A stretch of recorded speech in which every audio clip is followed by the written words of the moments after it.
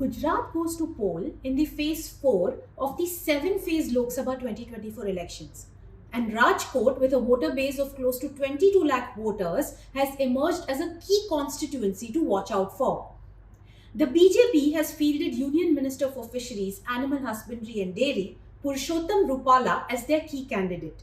Meanwhile, the Congress has fielded Paresh Dhanani, an old-time Congress leader and former MLA, as their candidate. Both candidates are native to Amreli district but are new faces in Rajkot. Interestingly, Paresh Dhanani had defeated Purushottam Rupala with a margin of over 2 lakh votes in Gujarat State Assembly elections of 2002. After 21 years, they are readying for a face-off again.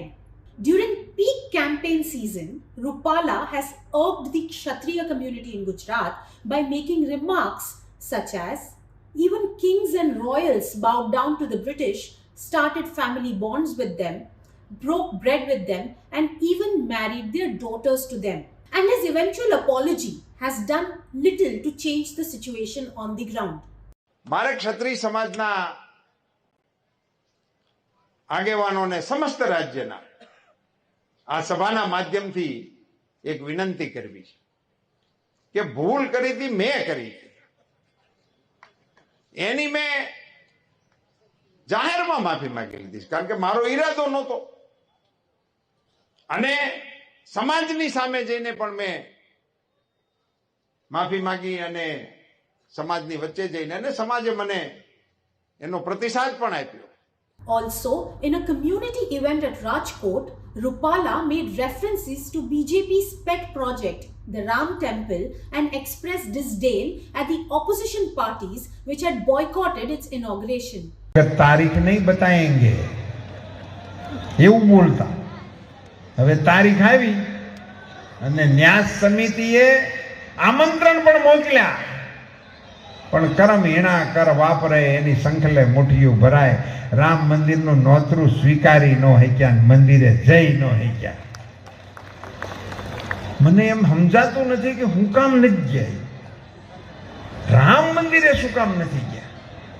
રામલલાની પ્રાણ પ્રતિષ્ઠાની અંદર આખા હિન્દુસ્તાનમાંથી जनता ઉમટી પડી હતી પણ ખાલી કોંગ્રેસીઓ ન ગયા. Hoardings smattered all over Rajkot boast of rapid development like a swanky new international airport, a 6-lane highway connecting Rajkot to Ahmedabad and beyond, as well as a new All India Institute of Medical Sciences hospital. But Congress candidate Paresh Dhanani says that the BJP has narrowed down the definition of development. महंगाई चरम पर है, बेरोजगारी बढ़ रही है, factory कारखाने बंद हो रहे, व्यापार टूट रहा है. काम के नाम पे वो वोट मांग नहीं सकती और इसीलिए हर चुनाव में वो कहीं न कहीं जातिगत पोलराइजेशन, धार्मिक पोलराइजेशन करके लोगों को गुमराह करती है. जो ज़मीनी इश्यूज़ है उसको भुलाने की साजिश रखती है और सत्ता में आने के बाद वापस वही लोगों को परेशान करती है. जब कोई आम आदमी अपने अधिकार के लिए आवाज़ उठाता है तो उसे डराया जाता है, धमकाया जाता है, बहकाया जाता है, पुलिस के डंडे से पिटाया जाता है, फर्जी केस कराए जाते हैं, जेल में धकेले जाते.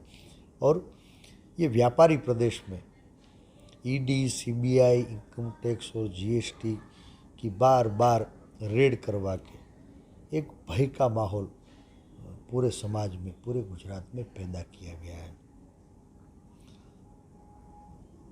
गुजरात कभी गांधी और सरदार का मॉडल, वो गुजरात मॉडल कहा जाता था. गांधी और सरदार के मॉडल ने गुजरात में समानता और सद्भावना का विचार मजबूत किया था. विविधता में एकता का वो गुलदस्ता गांधी और सरदार ने बनाया था. आज संविधान पर पाव रख के जिन लोगों ने 25 साल से सत्ता को कब्जाया हुआ है, वो विविधता में एकता का जो गुलदस्ता था उनको सत्ता के अहंकार से कुचलने की कोशिश कर रहे हैं. और इसीलिए मुझे लग रहा है कि अब ये राजकोट की रणभूमि वो सांसद बनने की कंपटीशन नहीं रही है। समस्या सबकी अलग अलग है, लेकिन एक प्लेटफॉर्म पर आके ये लड़ाई को आगे बढ़ाने की कोशिश कर रहे हैं। चाहे वो कितना भी गुस्सा पैदा करें, हम प्यार मोहब्बत से लोगों को जोड़ेंगे। चाहे वो कितना भरमाने की भटकाने की कोशिश करें, हम जनता के वो सवाल जो आम जन को सता रहे हैं, चाहे वो महंगाई हो, चाहे बेरोजगारी हो, चाहे आर्थिक मंदी हो, चाहे वो सरकार का अत्याचार हो, सरकारी कचहरी में भ्रष्टाचार हो, जमीन माफिया, भू माफिया और व्यांजकवादियों की चुंगाल हो, उन सवालों के साथ हम लोगों के बीच जाने वाले हैं। मजहब नहीं सिखाता आपस में बैर रखना, हिंदी है हम सारा, हिंदुस्तान हमारा। Thank you for watching this video. For more such videos, subscribe to The Hindu.